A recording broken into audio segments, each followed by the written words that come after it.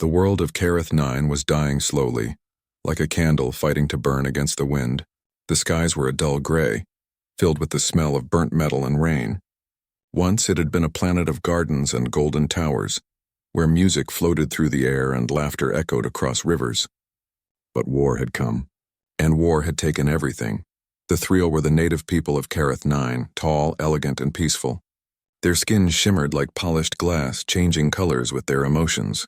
Their eyes glowed faintly in the dark, beautiful but full of sadness. They were healers, not warriors. They knew how to grow life, not destroy it.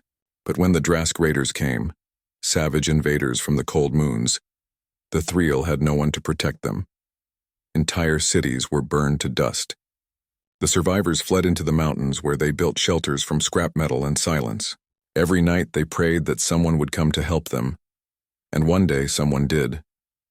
A small ship fell from the clouds, not with thunder or violence, but with quiet purpose. It carried a group of humans and volunteers from the Galactic Union. They had come to help rebuild, to heal, to defend. The Thriel were afraid at first. Humans were short, rough, scarred things. Their skin plain, their bodies solid, their voices deep. The Thriel thought them strange, even ugly. But soon that fear turned into something else. Curiosity. Among those humans was one man who stood out. His name was Sergeant Mason Hale. He was not tall among his own kind, but to the Thriel he seemed massive, not because of his height, but because of the way he carried himself. His shoulders were broad, his eyes sharp but kind, and his voice calm even in chaos. He had seen too many wars, but there was still something soft inside him, something that refused to die.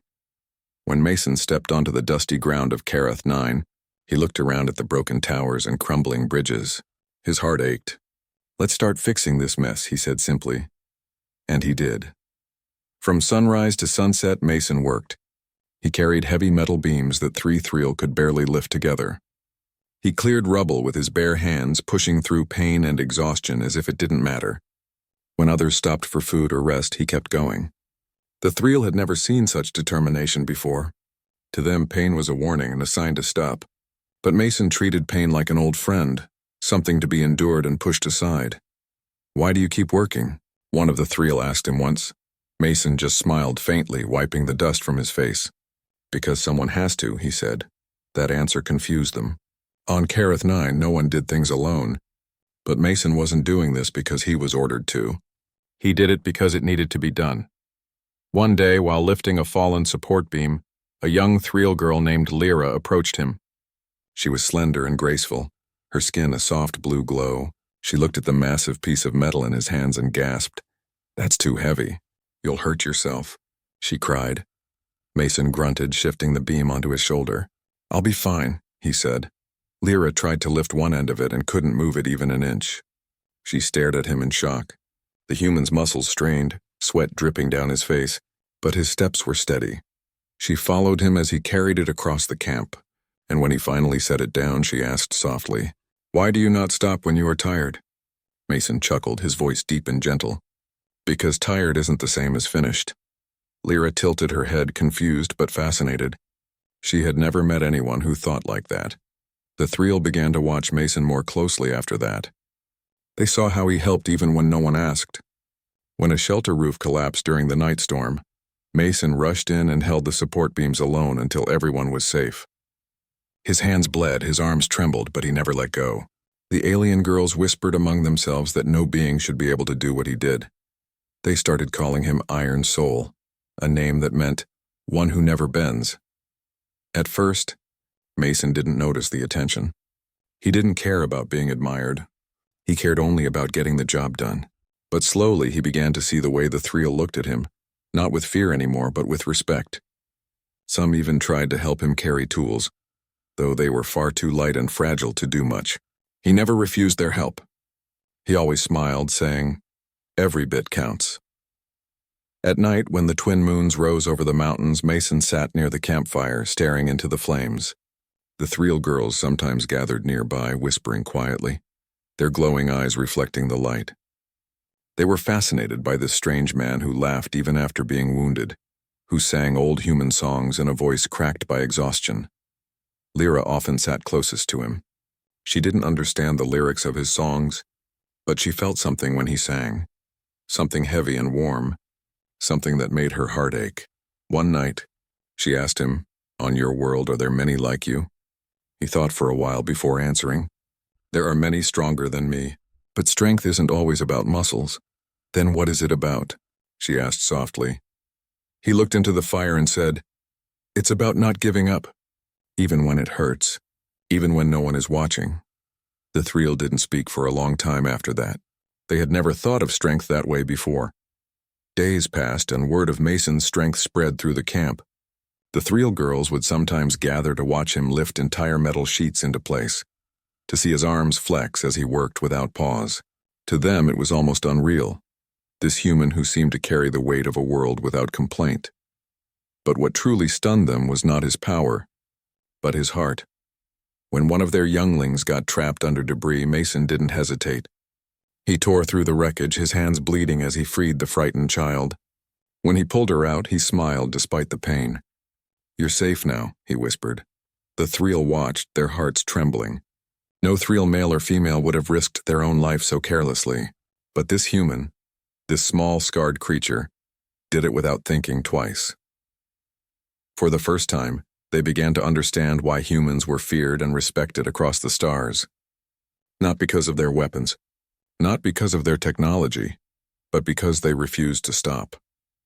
That night, as the camp slept, Lyra stood at the edge of the valley, watching Mason fix a damaged generator under the moonlight. His hands were dirty, his back bent, his breath slow but steady. She whispered softly to herself, "He is not like us. He is something else." And though she didn't yet know it, that small thought, that quiet admiration, was the beginning of something far greater than she could imagine, because soon the storm of war would return. And when it did, they would all learn just how strong a human could truly be. Morning came to Kareth 9 with a weak sun, its light struggling through the dust and smoke that hung over the mountains. The air smelled of burnt metal and wet earth. The Thriel village was waking slowly, their soft, glowing bodies moving between shelters. But one figure was already awake, Mason Hale, the human soldier who never rested. He was kneeling beside a damaged water purifier, sleeves rolled up, arms covered in grease. His hands moved with purpose, not haste. He had been working since before dawn, humming softly to himself as he fixed the broken machine. His eyes were tired, but they carried that same steady fire that the Thriel had begun to notice, the kind that refused to fade. The Thriel women gathered nearby, watching him in quiet amazement. They were gentle creatures, never used to hard labor or physical strength. For them, even small effort was tiring, but Mason seemed to draw strength from struggle itself. It was as if the harder things became, the stronger he grew. One of them whispered, "He works like the sun, always burning, never stopping." Another replied softly, "He must have no fear of pain." But Lyra, the young Thriel girl who had spoken with him before, knew there was more to it. She saw the way he winced when he thought no one was watching, the quiet tremor in his hands when he stopped for breath. Mason was not unfeeling. He was simply strong enough to bear it. That day, Lyra walked up to him again. He looked up, his face marked with dirt and sweat, but he smiled. "Good morning, Lyra." "You should rest," she said, her voice gentle. "You worked all night." He shrugged lightly. "There's still too much to fix. The purifier's almost done." She watched his hands move with precision, tightening bolts and cleaning filters. "Why do you keep doing this alone?" she asked. Mason paused for a moment, then said quietly, "Because if I stop, someone else will go thirsty." Lyra didn't understand at first. To her people, it was natural to share work. No one was expected to do more than another. But Mason didn't think like that. His strength was not only physical. It came from something deeper, a need to help no matter the cost. She stood there in silence for a while, then picked up a small tool. "Show me," she said softly. Mason smiled again, a real one this time. "All right, but careful. This part's delicate." He guided her hands, teaching her how to twist the connector the right way, how to watch for the green light that meant clean water was flowing again. When the machine finally buzzed to life, Lyra gasped. Clear water poured out, sparkling in the dim sunlight. The Thriel nearby clapped their hands and murmured in awe. For them, it was like watching a miracle, but Mason just stood up, wiped his hands on his uniform, and said simply, "That's one less problem." Later that evening, Mason sat alone near the campfire, sharpening his knife. The Thriel were talking and laughing quietly among themselves. Lyra approached him once more, curious about this strange creature who never rested yet never complained. "You don't smile much," she said softly. He looked at the fire. "I smile when there's something to smile about." She tilted her head. "Then why help us so much?" "We are not your people." Mason's eyes softened. "Because it doesn't matter who you are. If you need help, you deserve it." Lyra's heart ached at those words. The Thriel had long believed that survival was about hiding and waiting.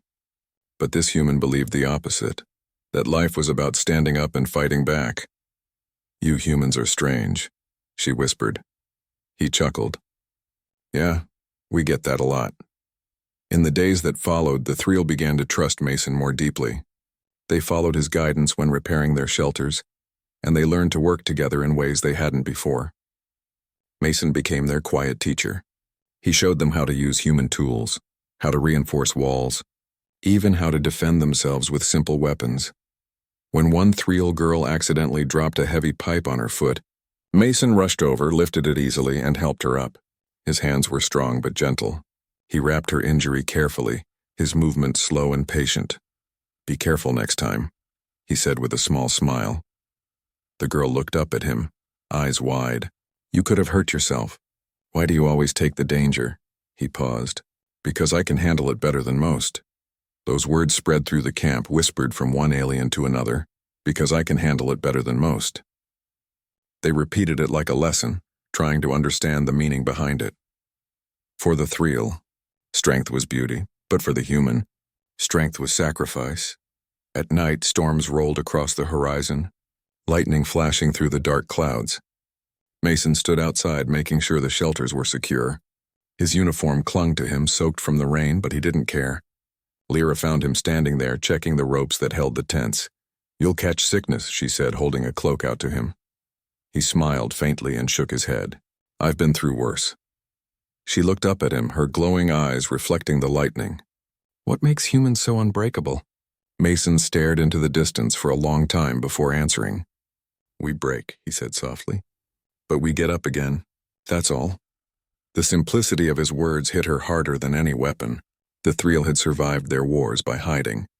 But this human's strength came from standing back up, no matter how many times the world knocked him down. The next morning, Lyra tried to lift a metal plate to help repair a damaged shelter. It was far too heavy for her, and it slipped from her hands. Mason caught it before it hit the ground. "You'll hurt yourself," he warned. She looked embarrassed. "I wanted to try." "To be strong. Like you." Mason laughed softly, shaking his head. "Strength doesn't mean lifting heavy things, Lyra. It means not giving up. Even if your hands shake." She stared at him for a moment, then nodded slowly. "Then I'll learn that kind of strength," he smiled. "Good. That's the best kind." As the sun set again, painting the mountains in gold and crimson, Mason sat beside the campfire, surrounded by the Thriel. For the first time he laughed with them, a deep, warm laugh that echoed across the valley. The alien girls smiled, their hearts lighter, but above them, in the dark sky, distant ships moved, the enemy's ships. The Drask raiders had returned, and they would soon descend upon Kareth once more. The Thriel didn't know yet. They sang quietly, enjoying the peace of the moment. But Mason knew. He had seen those shapes before, and his jaw tightened as he stared at the sky. He said nothing. Not yet. He just watched the stars, his hand resting on his rifle, ready for the storm he knew was coming. That night, as the fire burned low, Lyra glanced at Mason's face and saw something new in his eyes. Not fear, but a deep, quiet resolve. She didn't understand it yet, but she felt it. The calm before the storm. And when the storm came, she would see the true power of the human strength. Not just in his body, but in his soul. The peace of Kareth 9 ended at dawn. A distant sound rolled through the valley, low at first, like thunder, then louder, deeper, heavier. The ground trembled. The Thriel girls looked up from their shelters, their glowing eyes wide with fear. Above the mountains, black shapes appeared against the rising sun. It was the Drask raiders. Dark metal ships cut through the sky, their engines howling like beasts. The thrill froze in silence. They remembered the last time the Drask came, the screams, the fire, the ruin. Fear wrapped around their hearts like ice. But Mason Hale didn't freeze. He ran. He sprinted toward the alarm tower, shouting, "Everyone inside! Go underground!" His voice thundered through the camp, pulling the thrill from their panic. The other humans were far away. His team had left a week earlier for another colony. Now Mason was the only soldier left. Still, he didn't hesitate. He grabbed his rifle, checked his grenades, and took position near the outer wall. Lyra followed behind him, trembling. "You can't fight them alone," she shouted. Mason turned to her, his eyes calm but burning. "I have to. You get everyone to safety," she shook her head. "You'll die." He gave her a small smile. "Then I'll die standing." The first Drask dropships hit the ground like hammers. The earth shook as massive creatures poured out. Tall, armored monsters with skin like rock and weapons that hissed with fire. They moved in formation, crushing everything in their path. Mason steadied his rifle. The first enemy appeared over the ridge, roaring. He fired once, while the blast echoed across the mountains. The Drask fell, armor shattered, more came. Mason moved like a machine, each shot counted. Each breath steady. He changed position constantly, using walls and debris for cover. Explosions lit the valley, sending shockwaves through the broken shelters. The thrill huddled underground, shaking. Lyra could hear the battle above. Gunfire, metal tearing. Mason shouting commands to no one but himself. Her heart pounded painfully. She wanted to help, but she knew she would only get in the way. "Mason," she whispered, tears filling her eyes. "Please come back alive."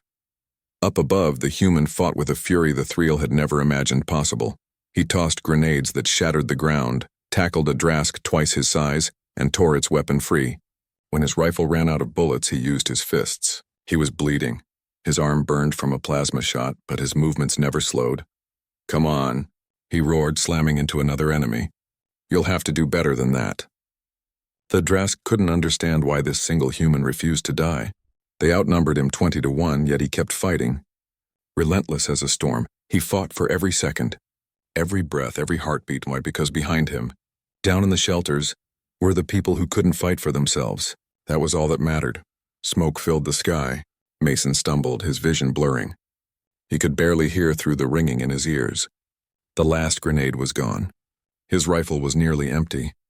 A massive Drask commander stepped forward, armored like a tank. It raised its weapon and laughed in its deep metallic voice. "One human alone? You should have run." Mason spat blood and smiled. "Running's not what humans do." He charged. The two collided in a blur of motion. Metal against flesh, bone against armor. The Drask swung a massive claw, cutting across Mason's chest. But the human grabbed its arm, twisted and drove his knife between the armor plates. The creature roared, but Mason didn't stop. He pulled the trigger point blank. The explosion tore the commander apart. The blast threw Mason backward into the dirt. His body ached, his hands trembled, but when he looked up, the Drask were retreating. Their ships lifted off, leaving their dead behind. The ground was littered with smoke and fire, but the enemy was gone. He had won. Alone. Down below, the thrill waited in silence. The thunder of battle had stopped. Only the sound of the wind remained. Lyra's hands shook as she climbed out of the shelter. "Mason," she called softly. "Mason!" She ran through the wreckage, past the fallen walls, past broken machines. Then she saw him, sitting against a collapsed barrier, rifle across his knees, blood on his uniform, his face pale but alive. He looked up at her and gave a tired smile. "Told you I'd stand." She ran to him, kneeling beside him, her glowing hands pressed against his wounds, trying to stop the bleeding. "You shouldn't have done that alone," she whispered, tears falling onto his chest. Mason chuckled weakly. "Someone had to." Behind them, the other thrill emerged one by one.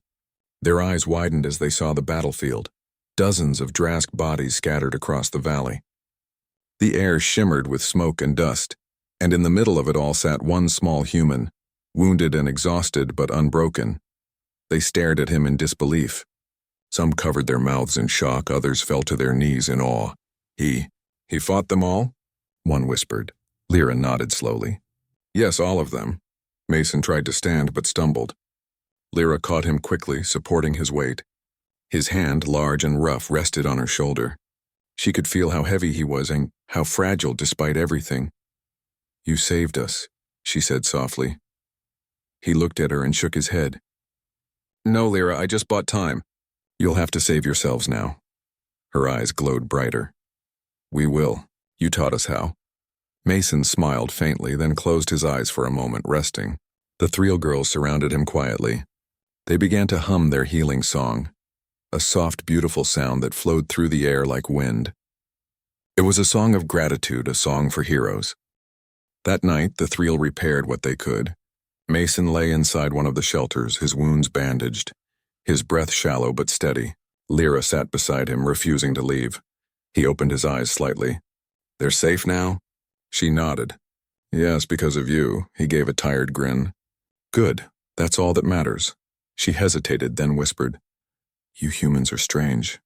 You fight even when you know you might die." Mason's voice was low, almost fading. "Because someone has to be the wall.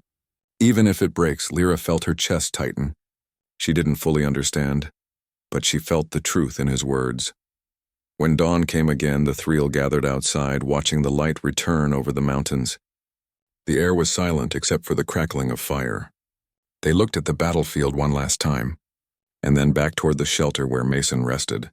To them, he was no longer just a helper or soldier.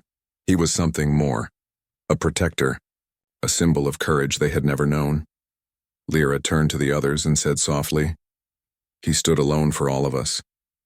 We can never forget this day." And from that morning on, the story began to spread. The tale of the human who faced an army and did not fall. They called him Iron Soul, the man of impossible strength. But among the Threel girls, Lyra knew the truth. His strength wasn't only in his body, it was in his heart, and that heart had saved them all. The battle was over, but the silence it left behind was heavy and cold. The valley of Kareth 9 lay covered in smoke. Black marks burned into the ground where the Drask ships had landed. Broken weapons, shattered armor, and the scent of fire filled the air. The once peaceful village looked like a graveyard of metal. The Threel moved quietly through the ruins. They picked up what could be saved, whispering soft prayers for the dead. Their glowing eyes were dim, their bodies weak from fear and grief. But deep in their hearts, something new was growing, not just sorrow, but a strange, burning pride because one man had stood for them, one human, Mason Hale. Inside one of the surviving shelters, Mason lay on a stretcher made of cloth and wood. His body was covered in bandages, his skin pale, his breathing uneven. The Threel healers surrounded him, their hands glowing faintly as they tried to close his wounds. They had never treated a human before, and his body was strange to them, hard, scarred, and bleeding red instead of silver.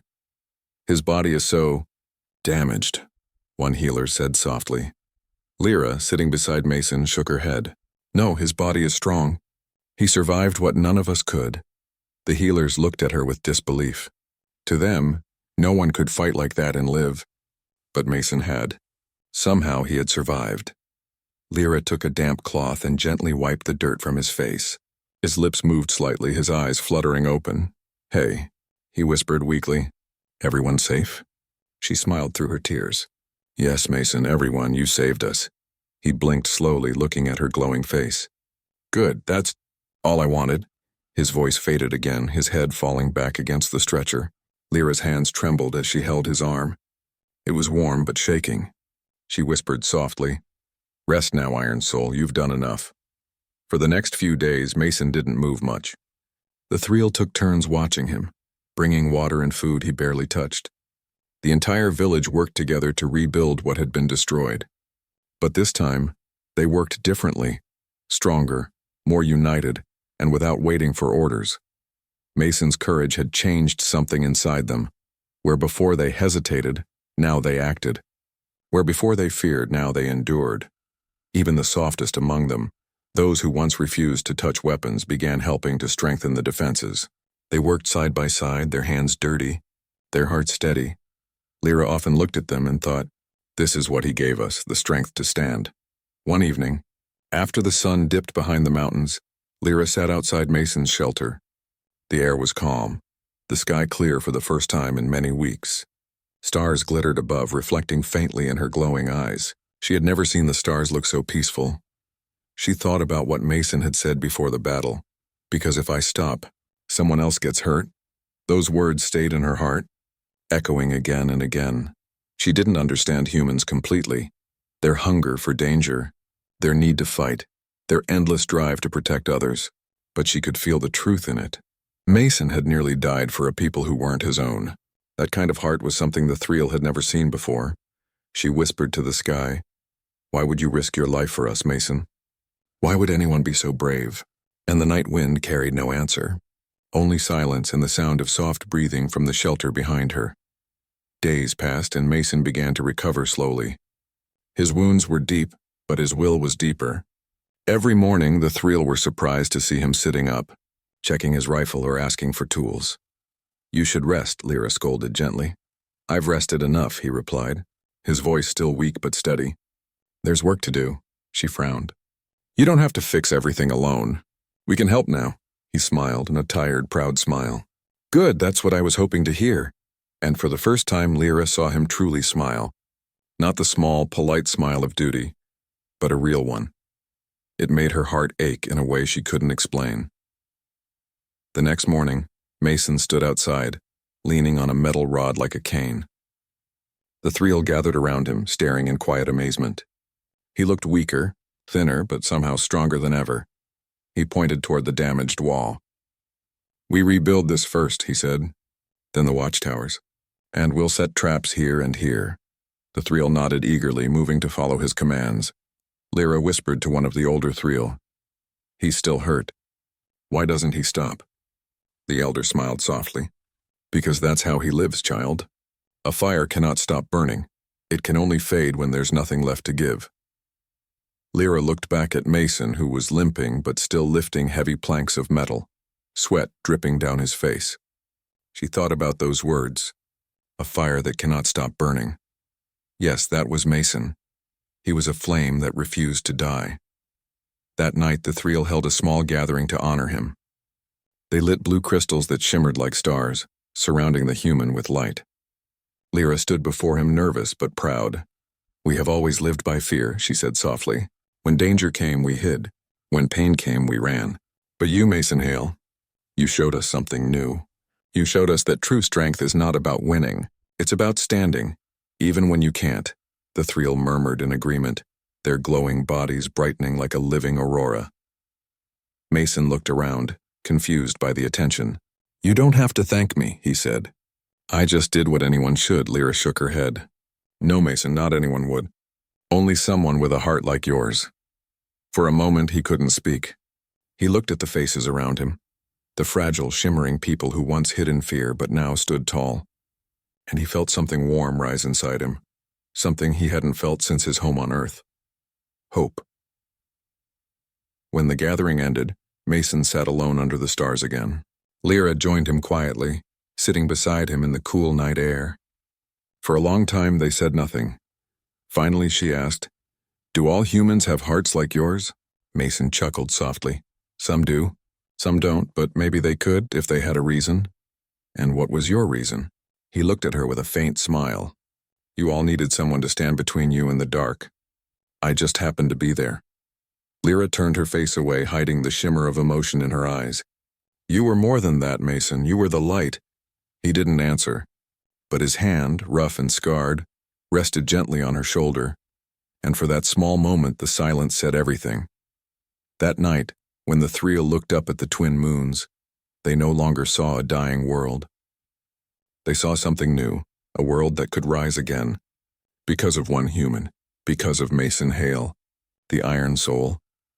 And deep inside their hearts they promised that if danger ever came again, they would no longer hide behind him. They would stand beside him. The days passed slowly, but Mason's body refused to heal as it should. Every movement burned. His ribs ached, his left arm trembled when he lifted even a small object, and sometimes his vision blurred from pain. Yet he kept going. To the Thriel he had become a living symbol, their iron soul, their protector. But inside, Mason knew something was wrong. The wounds he had taken during the battle against the Drask were not just cuts and burns. Something deeper had entered his blood, a trace of alien toxin perhaps. At night, when everyone slept, he coughed into his hand and saw the faint shimmer of silver mixed with his blood. He wiped it away before anyone could see. He didn't want them to worry, not after they had already suffered so much. Every morning, he pushed himself to train again. He repaired walls, lifted heavy crates, and taught the Thriel how to handle human weapons. His voice stayed steady, his posture strong. But Lyra noticed. She saw the way his hands sometimes shook when he thought no one was looking. She saw the pain in his eyes whenever he bent down too quickly. One morning she found him sitting alone beside the forge, his breathing heavy. "Mason," she said softly, walking closer. "You should rest." He looked up and gave a tired grin. "Rest? You sound like my old captain," she frowned. "You can't fool me. You're hurt worse than you say." He picked up a hammer, inspecting its edge. "I'll rest when the village is ready." "Not before. Mason," her voice trembled. "You've done enough. You saved us. You don't need to prove anything." He looked at her for a long time, his eyes soft but tired. "This isn't about proving anything, Lyra. It's about making sure no one else has to do what I did." She didn't know what to say. Her throat tightened. There was something about the way he said it, quiet, final, and that scared her. That night Mason couldn't sleep. His body burned with fever and cold sweat soaked his shirt. He stared up at the ceiling of the shelter, his breath short, his mind spinning. He remembered Earth, the dusty roads, the blue sky, the laughter of his friends before the war took everything away. He remembered why he had left. Because out there among the stars, maybe he could make a difference again. Now lying in pain on an alien world, he wondered if he had done enough. The door to the shelter opened softly. Lyra stepped in, carrying a glowing bowl of medicine. Her face was lit faintly by the blue light. "You're not sleeping," she said quietly. "Couldn't," Mason replied. "Pain's louder than dreams tonight." She sat beside him and placed the bowl down. Her hands touched his arm gently, her glow pulsing faintly. "Let me help." Mason didn't argue this time. He was too weak to fight her kindness. As her hands glowed brighter, the warmth spread through him. The pain dulled, his heartbeat slowed, and for a moment it almost felt peaceful. "You shouldn't care so much," he whispered, eyes half closed. She looked down at him, her voice trembling. "How can I not care, Mason? You gave everything for us." He gave a faint smile. "That's what we do. Humans, I mean. We break ourselves for the people we care about." Her eyes softened. Then humans must have the strongest hearts of all. By morning, Mason was up again, though his steps were slower. The Thriel followed his every word. They had started calling him the flame that walks because even when wounded, he burned brighter than anyone. He led them through training drills, taught them how to build stronger weapons, and helped the engineers design better defenses. The Thriel girls, especially the younger ones, were amazed by his endurance. "How can he keep going?" they whispered. "He's only flesh and bone, yet he moves like stone and fire." Even the elders began to see something divine in his effort. They had lived for centuries, but they had never seen such relentless will. But deep inside, Mason knew the fire was burning too fast. Every time he pushed his body, he felt the edges of darkness creeping closer. One afternoon, while working on the new tower wall, Mason suddenly stumbled. His vision dimmed and the hammer fell from his hand. Lyra rushed forward, catching him before he fell. "Mason!" she cried, panic flooding her voice. He tried to smile. "Guess I pushed too hard." She shook her head. "No more work. You're done for today." He looked at her, met her bright eyes trembling with fear. "Lyra, you can't build a world by stopping when you're tired. You build it by not giving up." Her lips trembled. "But if you keep going, you'll die." He closed his eyes, whispering faintly, "Then I'll die knowing it stood." Lyra pressed her forehead against his chest, tears slipping down her cheeks. "You stupid, beautiful human." After that day, Mason couldn't hide his sickness anymore. The fever worsened. His wounds reopened. He began to lose his strength piece by piece, like sand slipping through his fingers. Yet every time he woke, he asked the same question. "How's the wall?" Every time the Thriel answered, "Stronger than before," and that made him smile. He began spending his days sitting under the twin moons, watching the Thriel train. They had changed so much. The same fragile, frightened beings were now confident and fearless. They shouted orders, sparred with each other, and even laughed in the face of exhaustion. When they trained, They shouted the same words Mason once said before the battle. If I fall, you rise. The phrase had become sacred among them, a promise of unity. One evening, Lyra brought Mason a carved crystal, a gift. It was shaped like a flame. She placed it in his palm and said softly, "You gave us your fire, Mason, so we give you ours." He turned it over in his hand, his eyes glimmering. "It's beautiful. It's a symbol," she said. "No matter what happens, your strength lives in us now." He smiled, his voice soft and rough. "Then I guess I did my job." She shook her head gently. "No, you did more than that. You gave us a reason to live without fear."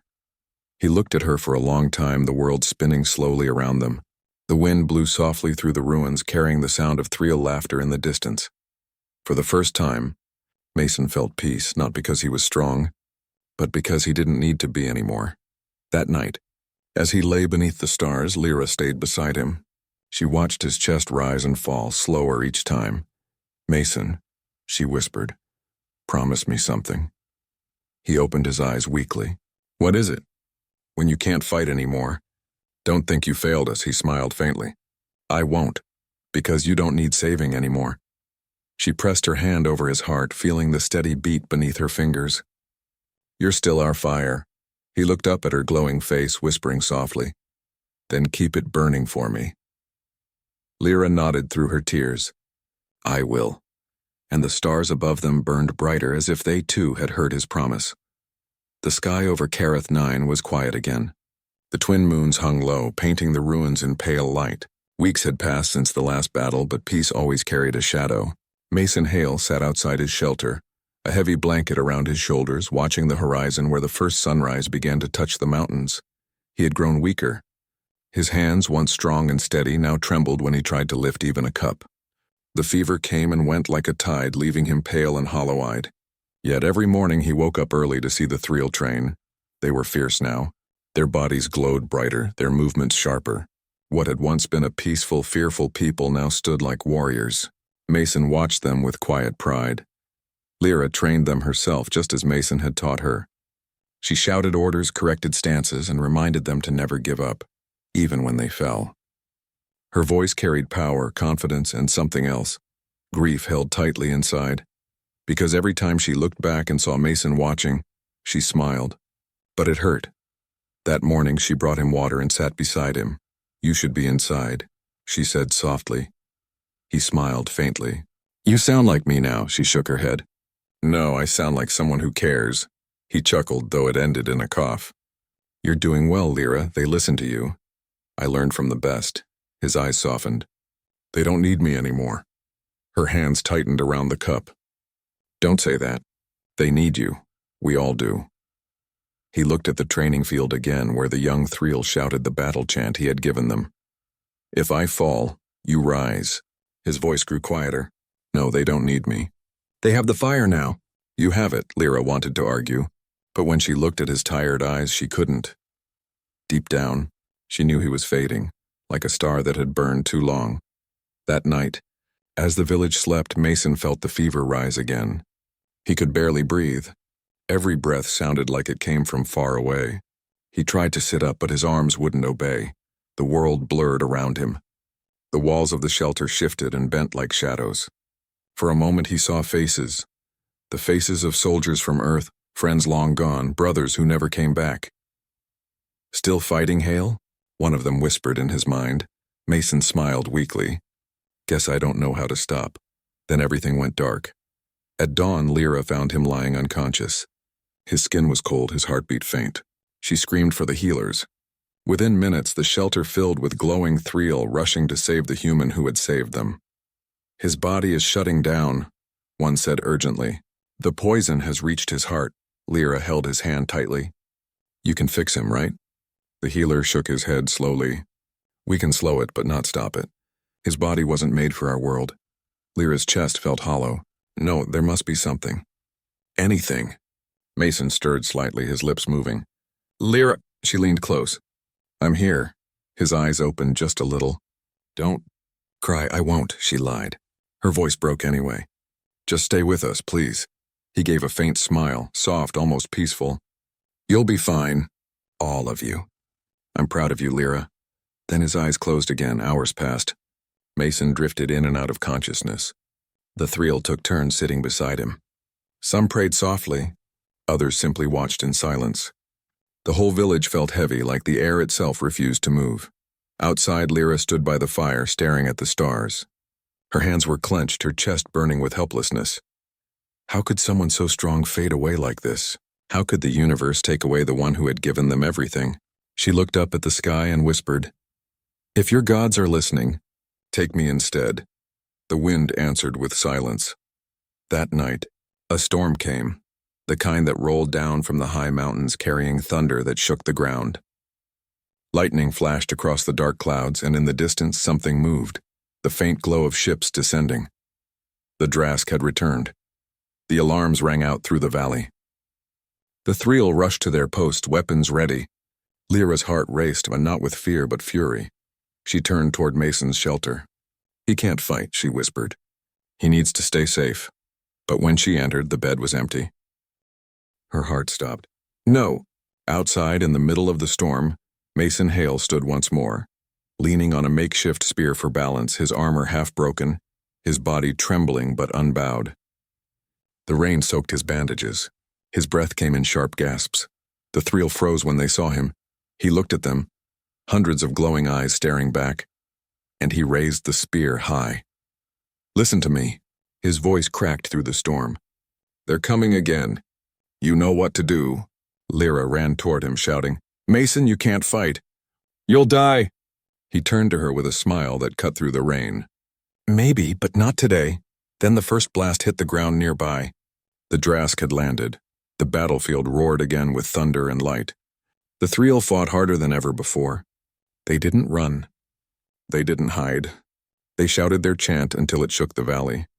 "If I fall, you rise. If I fall, you rise." And Mason, though his body could barely move, fought like the storm itself. He used his spear like fire, striking fast and hard, each move costing him more strength. His blood mixed with rain, his vision dimmed, but he refused to stop. At one point, Lyra saw him fall to one knee. She rushed to his side, catching him before he hit the ground. "Please, Mason, stop. Let us handle it." He looked up at her, rain and blood running down his face. "You are handling it. Look around." She turned and saw the Thriel overpowering the Drask with precision, unity, and courage. They fought not like victims, but warriors. Mason's fire burned in all of them. He smiled weakly. "See? You don't need me anymore." Her tears mixed with the rain. "We still want you." He placed his hand over hers, his voice fading. "Then fight for me," and she did. By dawn, the storm had ended. The Drask were gone, defeated again. The Thriel stood wounded but victorious. Smoke rose from the broken ships, and the first light of morning touched the valley. In the middle of it all, Mason lay still, his body surrounded by those he had saved. Lyra knelt beside him, holding his hand. "Mason," she whispered, "we did it. We won." His eyes fluttered open just for a second. "Told you. Fire never dies." Then his hand fell limp. Lyra pressed her forehead against his chest, sobbing softly. Around them, the Thriel gathered in silence. The human who had come from a distant world, who fought for them, bled for them, and taught them to rise when was gone. But his fire remained. That night, they built a great pyre under the twin moons. The Thriel stood in a circle, their bodies glowing brighter than ever. Lyra stepped forward, holding the small crystal flame Mason had once carried. She whispered, her voice steady though her heart broke. "You gave us your strength. You gave us your heart. Now your fire lives in all of us." She placed the crystal on his chest. It glowed warmly, like a heartbeat, before fading into the ashes. The Thriel lifted their voices in one final chant, echoing through the valley. "If I fall, you rise." And the stars above seemed to burn just a little brighter, as if saluting the human who refused to die quietly. Years passed on Kareth 9. The valley that once burned with war was now alive with light. The Thriel built strong towers of silver stone and planted bright gardens where craters once scarred the land. Children played under the twin moons, their laughter echoing where once there had been only fear. But at the center of the valley stood something sacred, a tall monument of black iron, shaped like a human standing proud, one arm raised toward the sky. At its heart glowed a crystal flame. the same crystal that had once rested on Mason Hale's chest. They called it the Heart of Fire.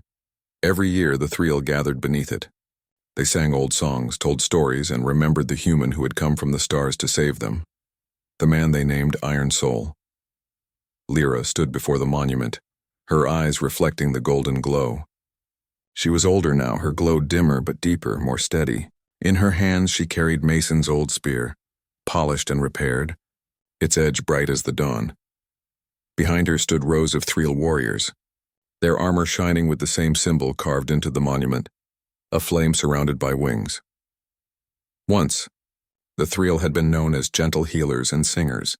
Now across the galaxy they were known as the Flameborn, a race that never ran from battle, that never surrendered to fear. They had Mason Hale's spirit in their hearts, and the entire galaxy had taken notice. When the warlords of the Drask tried to return, they were met not by a frightened people, but by an army that stood tall and unbroken. The Thriel fought with the unity and fury that only a shared love could forge. Their voices thundered through the stars. "If I fall, you rise." Those words echoed far beyond Kareth 9. Traders carried them to other worlds. Soldiers whispered them before battles. Even humans in distant colonies heard the tale of the alien race who fought like men, and of the man who had taught them how. And somewhere, across those endless skies, Mason's name became legend. One evening, after a long day of training, Lyra walked alone to the cliffs overlooking the valley. The wind carried the soft hum of life below, laughter, chatter, the sound of music. For a moment she closed her eyes, remembering a different time. Smoke, fire, pain, and the voice of a man saying, "If I stop, someone else gets hurt," she whispered to the wind. "You didn't stop, Mason, you never did." Her heart ached. Even after all the years, the emptiness where he once stood had never truly healed. But now that pain had become something else, something beautiful. It was a promise kept. Behind her, a young Thriel approached, and a girl barely grown, carrying a training spear. "Commander Lyra," she said shyly, "will you tell us the story again? Of the human?" Lyra turned, smiling softly. "You've heard it 100 times," the girl nodded. "Yes, but every time you tell it, it feels alive." Lyra looked back at the horizon. "That's because he was alive in every word." The girl tilted her head. "Was he really that strong?" Lyra laughed quietly. "Stronger than any I've ever known. But not because he could lift heavy things or win fights. He was strong because he never gave up, even when his body broke."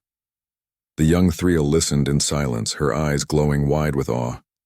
Lyra placed her hand gently on the girl's shoulder. "Do you want to honor him?" "Yes," the girl said eagerly. "Then remember this," Lyra whispered. "Strength isn't about power. It's about heart. You fight for what you love, not what you hate. That's what Mason taught us." The girl nodded firmly, and in that moment, Lyra saw a reflection. The same fire that had once burned in a human's eyes now lived inside a young alien girl. That night, the stars shone brighter than ever. Lyra walked through the quiet village, her hand brushing the walls that Mason had once helped build. Everywhere she looked, she saw his mark. In the weapons, in the watchtowers, in the courage of every Thriel who stood guard. She entered a small chamber at the base of the monument. Inside was Mason's armor, cracked and scarred but preserved carefully. Beside it lay his helmet, its visor reflecting faint starlight. Lyra knelt before it and whispered, "We kept your promise, Mason. The wall stands, the people stand, and your fire. It still burns." A tear slid down her cheek, glowing faintly. She didn't wipe it away. In the decades that followed, the Thriel became one of the most respected warrior races in the galaxy. They never conquered. They never enslaved. They fought only to protect. Their fleets carried the symbol of the flame wherever they went. Worlds that once feared destruction found hope when they saw that burning insignia in the sky. Other species began to ask, where did the Flameborn learn such strength? And the Thriel always answered the same way. From a man who was small, but burned like a star. Centuries later, when even Lyra's name had faded into myth, travelers from Earth arrived on Kareth 9. Human explorers, searching for the lost colonies of old wars, landed in the Valley of the Twin Moons. What they found stunned them. The Thriel greeted them not as strangers, but as family. They bowed deeply, saying, "Welcome home, children of fire."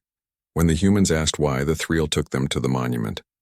The explorers stared at the massive iron statue of a human warrior, the inscription beneath it written in both alien and ancient Earth language. He came alone and taught us to stand. He fell, but we rose. His name was Mason Hale, the Iron Soul. One of the human explorers whispered, "He was one of us." The Thrill leader smiled gently. "No, he is one of all of us." That night, humans and Thrill sat together under the stars, telling old stories and singing songs in 2 languages. The fire between them glowed bright, and for a moment there were no aliens. No humans, only hearts that remembered the same light. Far above them, the stars flickered, and some said that one star, faint and golden, shone brighter than the rest. Like a small fire burning forever, they named it Hale's Star, and so the legend spread across planets and generations. Parents told their children of the human who came from the stars, who bled and fought and taught courage to those who had none. Whenever a warrior fell, others whispered his words, "If I fall, you rise." Whenever a people lost hope, they looked toward the night sky, searching for Hale's star, and remembered that even the smallest flame can light a world. Because strength is not measured in muscles or weapons, it is measured in the fire that keeps burning, even when the one who lit it is gone. And Mason Hale's fire never went out.